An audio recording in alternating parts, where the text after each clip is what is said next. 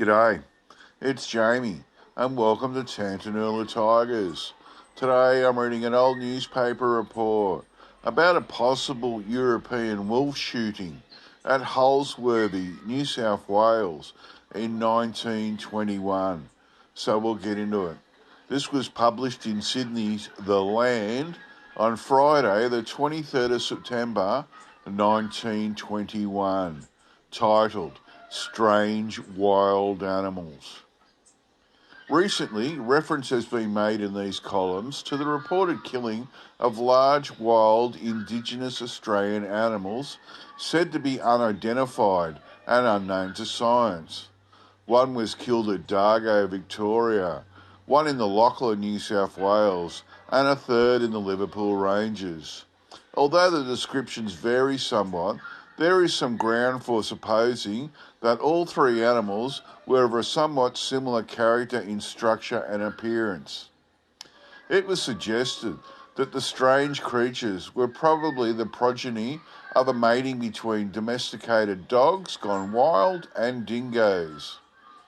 This theory has also been advanced by Mr. Robert Koleski, author of Barkers and Biters, and a noted authority on the Canis family. Writing to The Land, Mr. Koleski says, regarding the strange carnivora so much talked about just now, this district, Holsworthy, has at various times suffered from scares as to tigers, etc. Being out in the back gullies between Liverpool and Bulli lies some of the roughest and wildest country in the continent, and there are gorges which few white men's feet have trodden, besides mine and a few others. On one occasion, two gum-getters, who used to work for me, two fine bushmen, went out shooting one day near the head of the Warorina. They came back at midday in a terrible hurry, half scared out of their lives. It appears that in a gully off the main gorge, they heard a peculiar mewing cry, and on going to investigate, came on what they described as a huge cat, as big as a tiger, playing about on a flat rock in front of a small cave. When the animal saw them, it snarled at them and then disappeared into the cave. One man was armed with a Winchester .32 carbine, and the other a double-barrel shotgun, and both were dead shots, but they were too frightened to shoot, and cleared back to the camp at once. From what I know of them, I thought the devil himself couldn't have scared them. One in particular is more like a native in the bush than a white man. If I had the time, I would have organised a party to look for the brute, but was too busy. There is a mild scare here at present on account of some wolves killing the calves in this country. One was shot recently on its beat by one of our best bushmen, F. Childs of Macquarie Fields. He sent me word he had got it, and could I come and identify it, as it had puzzled him. Hoping I had struck my missing link, the cross-connecting of the dingo with the Tasmanian wolf, I rode over to see it. He had kept the skull and the skin. From these, I judged it to have been a large animal, Canis, and though very like a dingo in general appearance, had two peculiarities. One was the tail, which had been very short, nearly a bob, and curled over the back like an Eskimo wolf dog's, very broad and bushy. The other feature was that on the underside of the body, the hair was very long, and unlike a dingo's, each hair being separate instead of close together. This one was a yellow, with the usual blackish stripe down the back and tail. Its mate, a pure white one with long hair, escaped, and is still out there. I know its beat, and will try to make time to catch it in a pit trap. They seem to me to be a cross of a dingo and an Eskimo sled dog. Mr. Childs wrote to the Kosciuszko people about it, thinking some of their dogs from Shackleton's and Scott's pole expeditions might have got away and worked their way down here, but they say the dogs have died out with them, though an odd pup was sneaked by visitors. Perhaps one of the latter has been brought down near here and escaped in the gullies on maturity. It will not be safe to poke about the gullies on foot there, unless armed, till these fellows are caught, as they would be very savage. There are supposed to be several of them out there.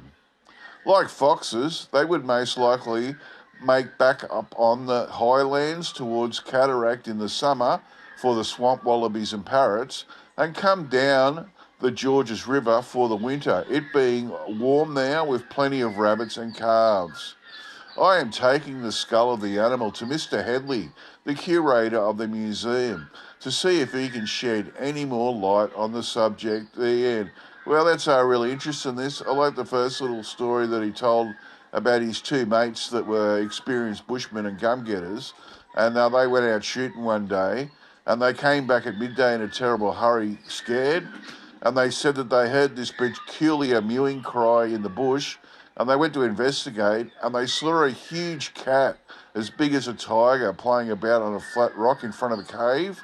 And when the animal saw him, it snarled at them and disappeared into the cave. And like they said, they were both dead shots, and one bloke had a .32 carbine and the other a double-barreled shotgun, but they didn't want to shoot it. They were too scared to, and came back to camp. And then we'll get on to what I think is a European wolf, but I could be wrong. His mate, Mr. F. Childs, has shot one, and Mr. Koleski went to examine it, and he said it was a large animal of the Canis variety. He said it was very like a dingo in appearance, but had two peculiarities. He said the tail, which was short, nearly a bob, and curled over the back like an Eskimo wolf dog's, and it was very broad and bushy. And then on the underside of the hair was very long, and unlike a dingo's, because each hair was separate instead of close together. He said it was yellow with a usual blackish stripe down the back and tail, and its mate, a pure white one with long hair, escaped and still out there, and he reckons there's a lot more out there. He thought that they were a cross between a dingo and a sled dog, which is interesting. And then I'll get on to Robert Koleski, because I find him pretty interesting. Robert Koleski was born in 1877 and died in 1961. He was a self-taught writer, bushman, environmentalist, and canine authority, living in New South Wales at the turn of the century. He's best known for his role in breeding and developing the first breed standard for Australian cattle dogs, and he also developed the first breed standard for Australian Kelpies. He wrote about a lot of stuff and published a few books.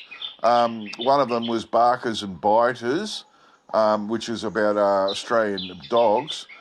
He died at the age of 84 and was a bachelor. It's really interesting because Robert Koleski was the dog guy at the time, because he was involved with the Australian cattle dogs breeding standards and the Australian Kelpie dogs breeding standards. He would have known exactly what he had when he saw this pelt and skull, because if the guy that's the authority on dogs can't tell what kind of creature it is, it makes you wonder what exactly was it. Was it a dingo cross, as he thought, or was it possibly a European wolf? Because it makes me think of the Tantanoola tiger, which was a European wolf that was shot, and also the Yangari lion, which was a European wolf that shot. So it makes you wonder whether some idiots have been letting European wolves out in the country, and that's what we're finding in these reports. Okay, that's it for me. I'll get back to you all next time. Bye.